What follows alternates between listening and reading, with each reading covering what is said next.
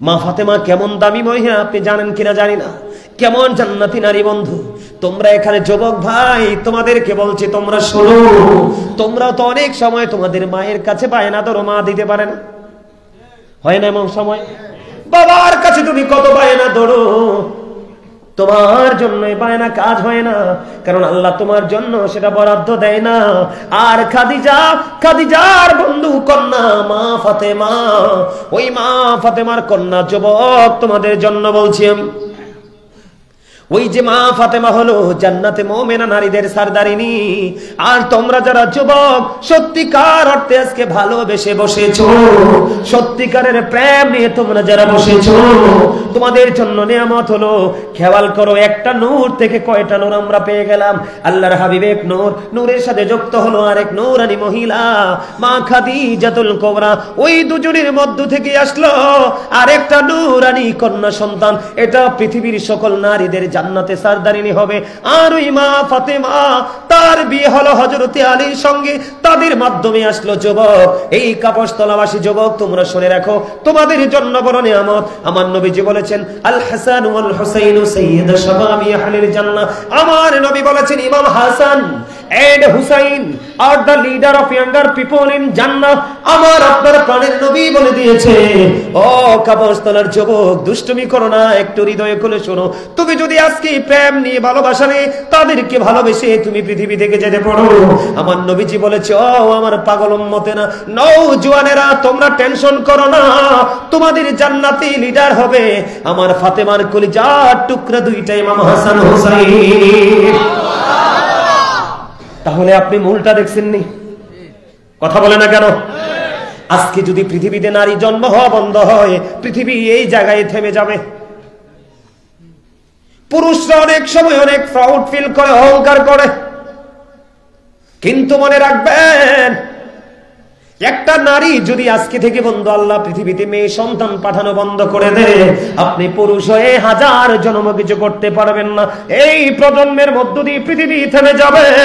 নারীরা বন্ধু এমন খাদিজা, মা খাদিজা এমন খাদিজা, ও বন্ধু তুমি যে হও, তুমি প্রধানমন্ত্রী হও, তুমি রাষ্ট্রপতি হও, তুমি এমপি হও, তুমি মন্ত্রী হও, তুমি এসপি হও, তুমি ডিসি হও, যেই হও না কেন, আমার নবী এবং নবীর পরিবারের অসম্মানে আমরা একটা সেকেন্ড জন্য সহ্য করব না। আরে আরো জোরে বলেন। আমি মানাইতে পারি না ভাই, বিশ্বাস করেন, আপনারা ভিডিওটা দেখবেন, আমি যদি ভুল বলি। একজন বলতেছে, আবৃত্তি করতেছে, রিসাইট করতেছে, আরেক তারা মজা নিচ্ছে, উচ্চ স্বরে হাসছে রাসূল এবং মা খাদিজাকে নিয়ে। বিন্দু পরিমাণ যদি রাসূলকে নিয়ে, সরিষার দানা পরিমাণ যদি রাসূলকে নিয়ে আপনি নিচু মন্তব্য করেন, আপনি কি করলেন? কুফরি করে ফেললেন। শেষ সব। বন্ধু আমি ছোট্ট একটা ঘটনা বলে আলোচনাটা শেষ করে দেব। ওই যে বললাম আপনার বাবা মা কত কথা বলে, কিন্তু আমি পাই না। কিন্তু বন্ধু ছোট্ট ছেলে ইমাম হুসাইন বন্ধুদের সাথে বন্ধু একটু খেলতে যাবে। খেলতে যখন যাবে, খেলতে যাওয়ার সময় বন্ধু এবার কি করলেন? মা জননীর গলা চেপে ধরে বললেন, মা মা গো, আমি খেলতে চাই, আসার পরে আমাকে আপেল দিতে হবে। মা ফাতেমা বললেন, যাও যাও বাবা যাও, তোমার আপেলের ব্যবস্থা হয়ে যাবে। কিন্তু ইমাম হুসাইনকে মা ফাতেমা বলে দিলেন, যাও আপেল পাবা। ইমাম হুসাইন রাদিয়াল্লাহু তাআলা আনহু খুশি হয়ে চলে গেল। কিন্তু ইমাম হুসাইন চলে যাওয়ার পরে মা ফাতেমা চিন্তা করলেন, আমি যে আমার সন্তানকে বলে দিলাম আপেল দিব, কিন্তু মদিনার কোথাও তো আপেল নাই, এখন আপেলের সৃজন না, কেমন করে আপেল দিব গো? ও বন্ধু এবারে কি করলেন? মা ফাতেমা হুসাইন তো চলে গেলেন বন্ধু, রাসূলের কলিজার টুকরা ফাতেমা আপনার আমার প্রাণের নবীর হুজরায় চলে আসলেন। মা ফাতেমাকে দেখে আমার নবী দাঁড়িয়ে গেল। মা ফাতেমাকে বসার জন্য বলল, মা আপনাকে পেরেশান দেখা যায়, আপনাকে বিচলিত দেখা যায়, কেন গো?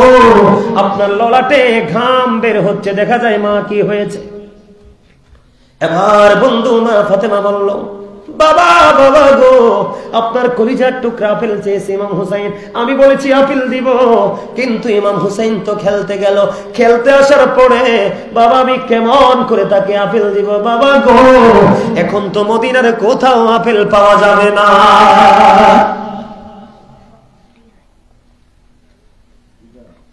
বন্ধু বাবা এবং কন্যা তাদের মধ্যে আলাপ আলোচনা কথোপকথন।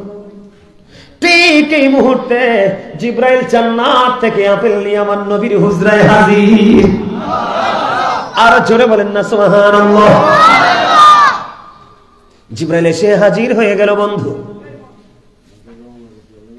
এবার ডাক দিয়ে বললেন, ইয়া রাসূলুল্লাহ আমার 2টা বাটি লাগবে, একটা চাকু লাগবে। মা আয়েশা সিদ্দিকা রাদিয়াল্লাহু তাআলা আনহার ঘর থেকে বন্ধু 2টা বাটি একটা চাকু আনা হলো। আপেলটাকে অর্ধেক করে আপনার আমার প্রাণে নবীর পবিত্র হাত মুবারকে দেওয়া হলো, আর অর্ধেকটা একটা বাটির মধ্যে রেখে আরেকটা বাটি দিয়ে ঢেকে দেওয়া হলো। এবার দুইজনের মতো চলে গেল। ইমাম হুসাইন খেলতে শেষ করে আসলো। অনেক লম্বা ঘটনা বন্ধু। আসার পরে মা ফাতেমা আপেল খেতে দিলেন, এত মজার আপেল। এবার ইমাম হুসাইন মাকে একটা ডাক দিয়ে বলল, মা গো, জীবনে কোনোদিন এত মজার আপেল খাইনি গো মা, এত মজার আপেল তুমি কোত্থেকে এনেছো? এখন থেকে প্রতিদিন আমাকে আপেল খাওয়াতে হবে। জোরে জোরে বলুন না সুবহানাল্লাহ। বায়না ছিল একটা আপেল, মজা পাওয়ার পরে এখন থেকে প্রতিদিন আমাকে আপেল খাওয়াতে হবে। বাবা বাবা গো, এটার ব্যবস্থা আমি করিনি, এটা পেয়েছি, আল্লাহ পাঠিয়েছে তোমার নানার কাছে। একটা দৌড় দিলেন ইমাম হুসাইন, রাসূলের কলিজার টুকরা যে বললেন, নানা নানা গো, ও নানা এখন থেকে প্রতিদিন এই আপেলের ব্যবস্থা, আপেল খেতে হবে, আপেল খেতে হবে। আমার নবীজি বললেন, যাও যাও, প্রতিদিন তোমার জন্য আপেলের ব্যবস্থা হয়ে যাবে। ও বন্ধু, জিব্রাইল বলে গেছেন বন্ধু, ইয়া রাসূলুল্লাহ আজকের যে আপেলের অর্ধাংশ সবাই মিলে খাবেন, আর এই বাটির মধ্যে অর্ধেকটা রেখে দিয়েছি, অর্ধেকটা আপনি বাটি সরাবেন, আর অর্ধাংশ বাটিটা প্রতিদিন আপনি কি করবেন, ঢাকনাটা সরাবেন। পরের দিন মা খাতুনে জান্নাত ফাতেমা এবার বাটি সরাইয়া দেখে, ওই যে অর্ধেকটা, চাইয়া দেখে পুরো আপেলটা বন্ধু আস্তা হয়ে আছে। রেখেছে কি অর্ধাংশ, চাইয়া দেখে পুরো আপেলটা গোটা হয়ে আছে রে। জিবরাইল বলে গেছে, ইয়া রাসূলুল্লাহ প্রতিদিন অর্ধেকটা কাটবে, আর অর্ধেকটা ওই বাটির মধ্যে রেখে দিবে, যেমনি দেখাইছে এমনি। আজকে অর্ধেকটা কাটলো, যদিও দেখতে আপেলটা দুনিয়ার আপেলের মতো, কিন্তু আপেল কিন্তু একটাই। গতকালকে যে স্বাদ, আজকে এই স্বাদ না, আজকের স্বাদ হলো বন্ধু ব্যতিক্রম। আজকে একদিন কাটলো, অর্ধাংশ খাইলো বন্ধু। দ্বিতীয় দিন যখন আবার সামনে আসলো, দিন চলে গেল, রাত্রি যখন শেষ হলো রে, পরের দিন আবার বাটি সরাইয়া যায় দেখে আবার পুরো আপেলটা আস্তা হয়ে আছে। জোরে জোরে সুবহানাল্লাহ।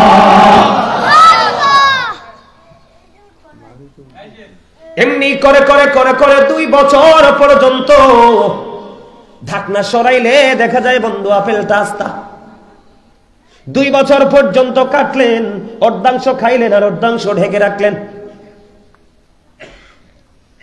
অর্ধাংশ বন্ধ ঢাকলেন আর অর্ধাংশ কেটে খেলেন। বন্ধু কি তা প্রমাণ করেছে প্রতিদিনই স্বাদ ছিল ভিন্ন ভিন্ন, প্রতিদিন এক রকমের স্বাদ ছিল না। 2 বছর যখন তারা আপেল ভক্ষণ করলো, 2 বছর পর আল্লাহর অশেষ রহমতে বন্ধু অদৃশ্য হয়ে যায়। জোরে জোরে বলুন না সুবহানাল্লাহ। আপনি আমি জানি যে আপনার আমার বাজার বইছে, আজকে কাপড়তলা বাজার এক্সাম্পল, এখান থেকে রওনা দিয়েছেন যে অনেক মাছ আসছে, কি আসছে, অথবা ভালো একটা গরু জবাই করছে, অথবা খাসি মহিষ জবাই করছে, গোস্ত আনতে গেছেন, কিন্তু খাওয়ার জন্য হৃদয় থেকে অনেক আগ্রহ, কিন্তু বাজারে যাওয়ার আগেই গোস্তটা কি হয়ে গেল, জাস্ট মাত্র একটু জায়গা, কাপড়তলা বাজারে গোস্ত আছে জেনে গেছেন, তারপরও পাইলেন না। আর খাদিজার সন্তান হলো ফাতেমা, ফাতেমার সন্তান হলো হুসাইন। সৃজনই নাই আপেলে, চাইতে দেরি। আল্লাহ কয়, হাবিব আমার প্রিয় হাবিব হাবিবুল্লাহ তার কন্যাকে উম্মে হাবিবা বলে ডাকে, মানে আল্লাহর নবীর মা। সে তার সন্তানকে বলেছে আপেল দিতে হবে মদিনায়, নাই তো কি হয়েছে, আমি আল্লাহর কাছে কি নাই, জলদি করে যান আমার হাবিবের কাছে। জোরে জোরে বলেন না সুবহানাল্লাহ। ভালোবাসতে হবে, সর্বোচ্চ ভালোবাসার হৃদয় জমাবেন, সর্বোচ্চ ভালোবাসা আপনি ফেরত পাবেন। সর্বোচ্চ ঘৃণা কারোর জন্য বরাদ্দ করবেন, তার চেয়ে অনেক বেশি ঘৃণা আপনার জন্য বরাদ্দ করবে কে? আল্লাহ। সম্মানিত উপস্থিতি, জাহান্নাম নিয়ে একটু আলোচনা করেছি আপনাদেরকে বোঝানোর জন্য। কিসের জন্য বুঝছেন না? ভয় পাইছেননি জাহান্নামকে? হ্যাঁ, আমি যদি বলি হে রাসূল তোমায় ভালোবাসি, অন্তরে শুধুই মুখে না, জান্নাতের আশায় নয় হে রাসূল, জাহান্নাম কেউ ডরে না, হে রাসূল তোমায় ভালোবাসি, অন্তরে শুধু মুখে না, জান্নাতের আশায় নয় হে রাসূল, জাহান্নাম কেউ ডরে না। মারহাবা বল না। এই দুইটা লাইনে কিছু খুঁজে পাইছেননি? আমি জাহান্নামকে ভয় করেও নয়, জান্নাতের লালসা করেও নয়, আমার আল্লাহ বলেছে রাসূলকে ভালোবাসতে হবে, আমি সেই জন্য ভালোবাসবো। সুবহানাল্লাহ বলেন না, আরো জোরে বলেন সুবহানাল্লাহ। আজকের মাহফিল পেয়ে আপনারা খুশি না বেজার? আরো জোরে। মাহফিলটা প্রতি বছর হোক, সেটা কি সবাই চান? চাইলে আমার আগে যিনি আলোচনা করেছিলেন উনি কিন্তু একটু আপনাদের কাছে সাহায্যের হাত পেতেছিল, আমি আসার কারণে উনি পারে নাই। ওনার এই যে গ্যাপ জায়গাটা রয়েছে, এই জায়গাটা আমি একটু পূরণ করে দিতে চাই। আপনারা কি মাদ্রাসার জন্য কিছু দান করবেন?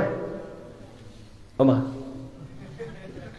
আমি কি কইছি যে আপনার বাড়ির স্বর্ণ বিক্রি করে দেন, অনেক বাগানে গাছ আছে গাছ বিক্রি করে দেন, জমি বিক্রি করে দেন, কইছি তো চুপ করলেন যে?